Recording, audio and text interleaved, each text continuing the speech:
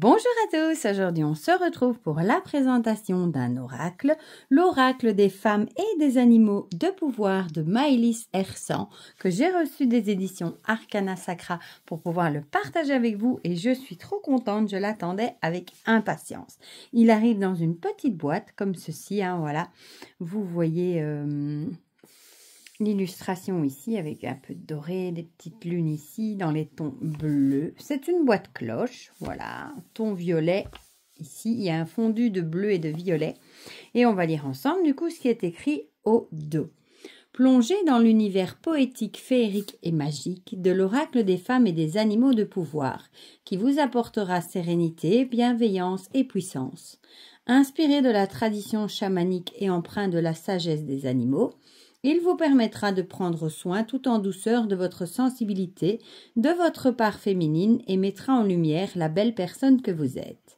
Il sera votre compagnon, votre ami, celui qui vous tient la main pour vous aider dans les différentes étapes de votre vie.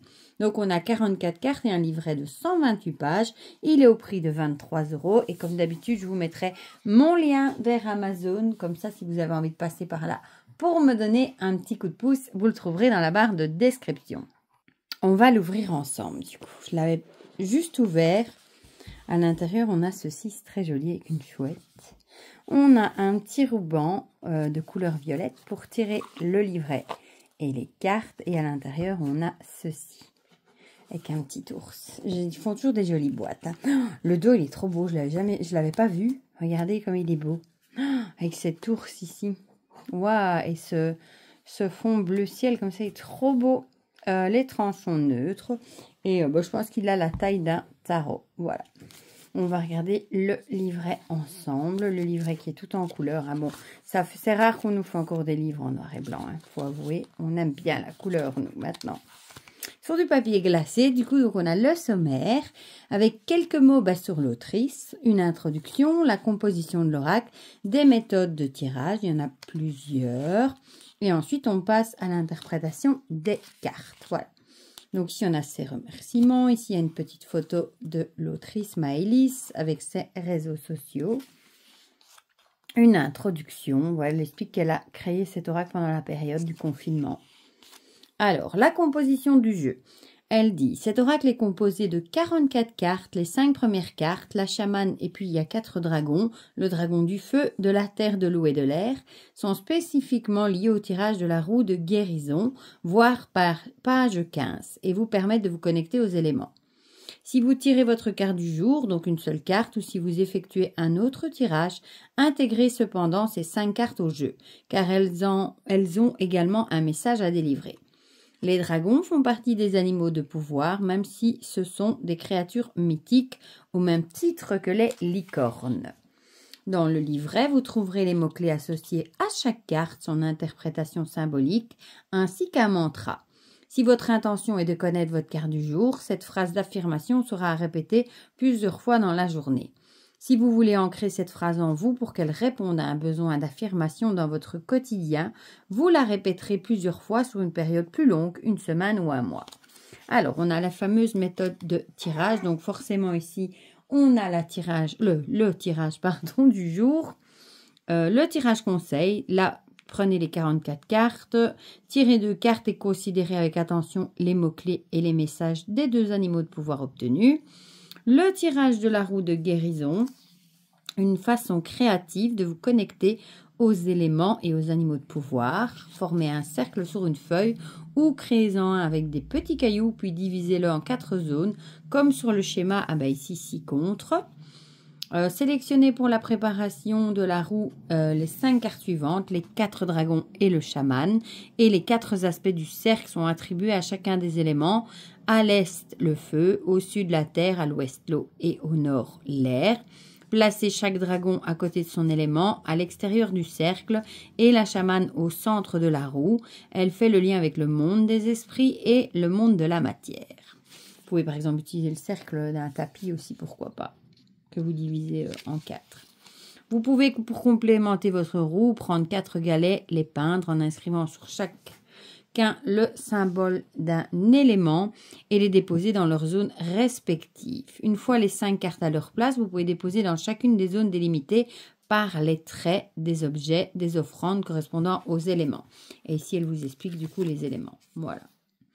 Donc ça, c'est chouette aussi. Alors, interprétation des cartes. Ben, ici, on a pour chaque carte l'illustration, le numéro avec son titre. Ici, on a du coup les mots-clés, le message et le fameux mantra. Voilà, il y en a ça pour toutes les cartes.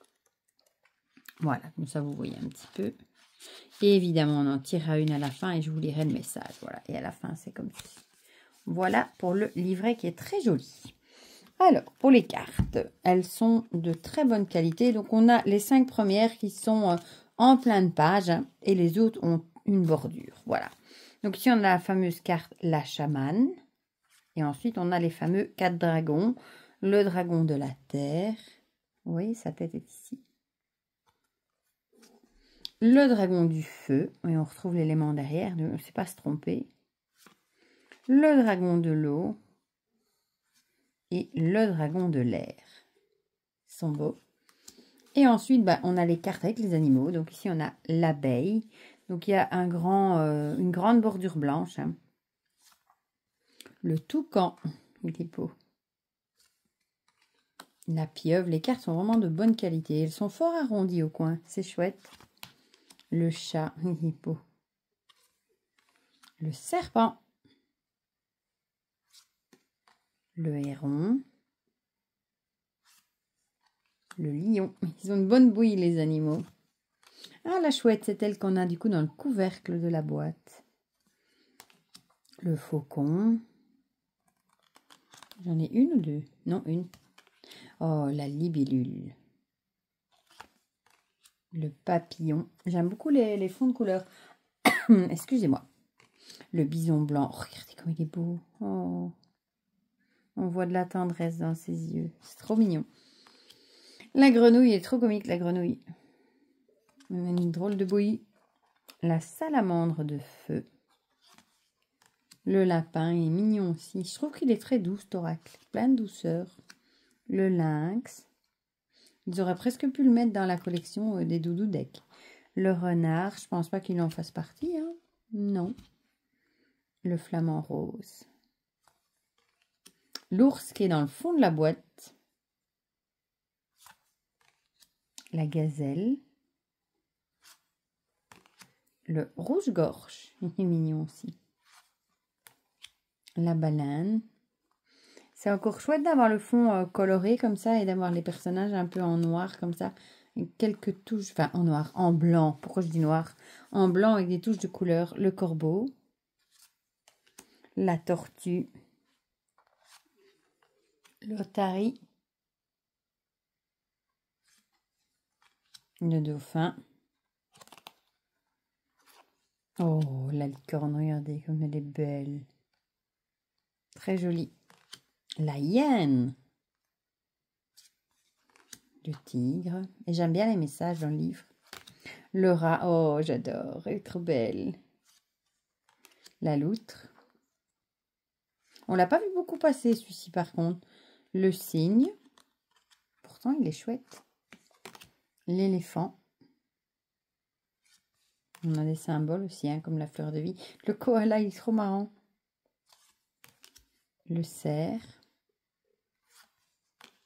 Le loup.